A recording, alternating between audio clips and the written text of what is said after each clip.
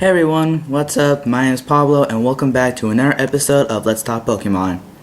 Now, if you're a Pokemon fan, let's face it, you probably wish that some Pokemon were real. Not all of them, because then the world would be a scary and confusing place. You know, you'd probably like crap your pants like if a Gengar just pops out of you like flying through the wall. But you know, you kind of wish that some Pokemon were real. And I've actually noticed that some Pokemon, true, every Pokemon has some characteristics based on the real world, you know, such as animals, plants, you know, they kind of mimic those. But there's some that are based on other interesting things in the world. So, I might do these more often, but I'm going to show you 5 Pokemon that have some connection to the real world one way or another.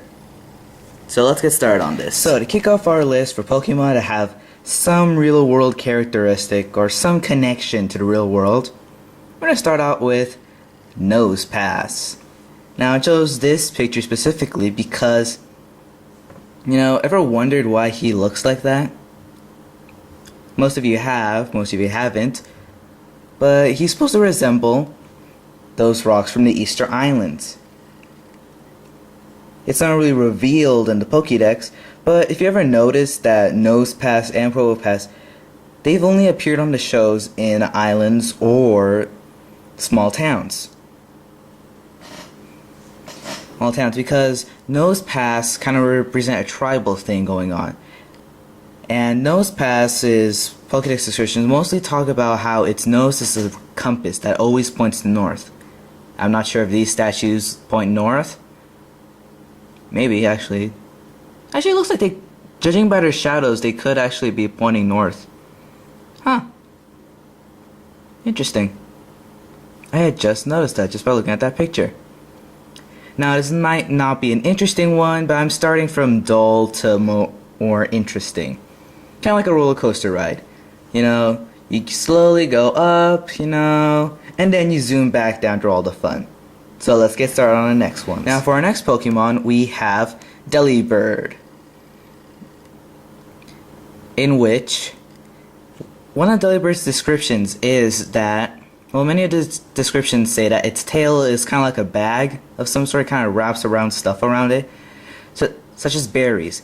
And it's been said that the first person to climb Mount Everest, yeah, that's right, real world stuff going on here, it was said that it was saved by Delibird since it was sharing its food. Which is pretty interesting, you know? Is it possible that Delibird exists? I'm not going to climb a mountain to find that out. Cause, yeah, I'm not that athletic. Heck, I'm doing these videos, this probably proves I'm not that athletic. Even if it did exist, it would probably like scare me though, cause sharing the cartoon, it looks all goofy and funny, but imagine the real world, like, with more detail, all the feathers would probably, like, kind of scare at you when you first look at it. So, yeah, Delibird is in this list. Let's see what's next. So, for our next Pokemon, we have Sableye, one of the 2 Pokemon that actually have no weaknesses, due to their combo of Ghost and Dark. Now, Sableye is kind of a unique Pokemon because it doesn't really have the characteristics of a ghost type, and not a lot of a dark type. You know, from first look you would think of rock because of, you know, the crystals and rocks and minerals it has, such as having a ruby, sapphire, and emerald. Makes sense for being a 3rd generation Pokemon. But what's this based off of? Supposedly, many people say it's based off the Hoblinsville Goblin, an alien in which people have sighted, probably around Area 51. Kind of interesting though. Like, you wouldn't really think of Sableye as an alien. You know, I don't really see him as out of this world. I see him more as center into the world, you know? Like some creature from the center of the earth. But, Sableye, you're never fully understood. You could use an evolution, though. You could really use an evolution. I'm pretty sure everyone would agree with me on that. So, for our next Pokemon, we have Frostlass, an Ice and Ghost type, which can only be... well, it it can only evolve from a female.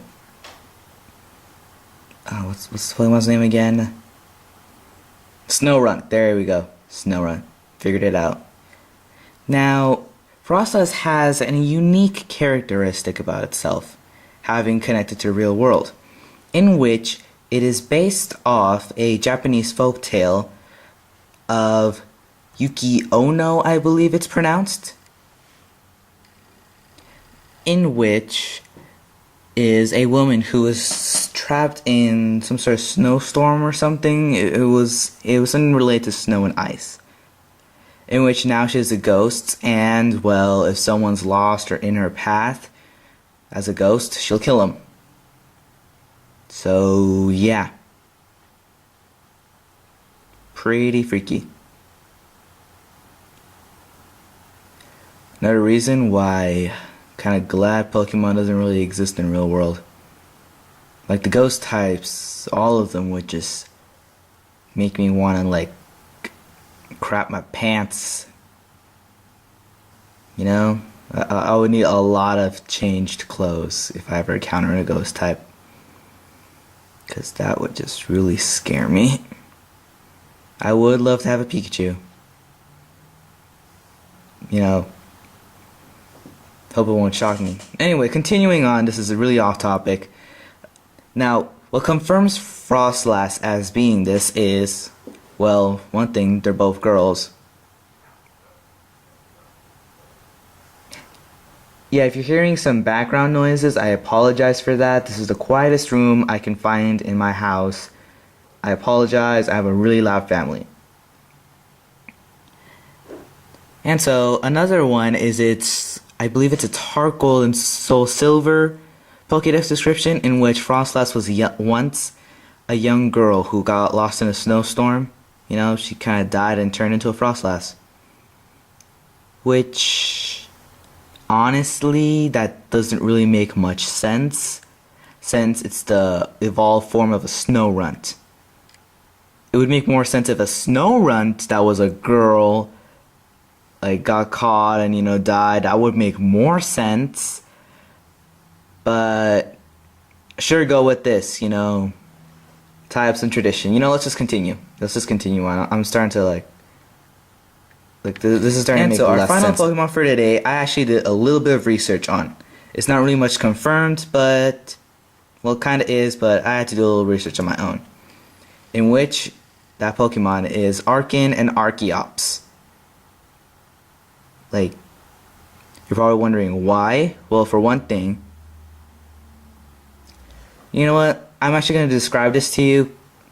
But yeah, basically, their existence in Unova, their existence in the desert resort just north of, oh my god, I do not remember this city. What was it called? I don't remember, but yeah, you know that city. I want to say Nimbasa, but no, that's a train one. Okay, well, anyway, I actually have some books to confirm that this Pokemon's existence actually supports that the designers told us that this city is based off New York. And I will explain to you that right about now. So the reason why Arcan and Archeops prove that whatever the name of that city that, I'm sorry I forgot, people, but whatever the name of that city in which the creators revealed that is based off Manhattan from New York is this. I don't remember which teacher gave me this book, but thank you. I would like to thank that. I would also like to thank Marl Packard and Christopher Santoro for, I guess, making the book, the drawings and everything, for the dinosaur book. Now, yeah, Arcan and Archeops are fossilized Pokemon, so they are dinosaurs. That is a given. Let me just look for the page here.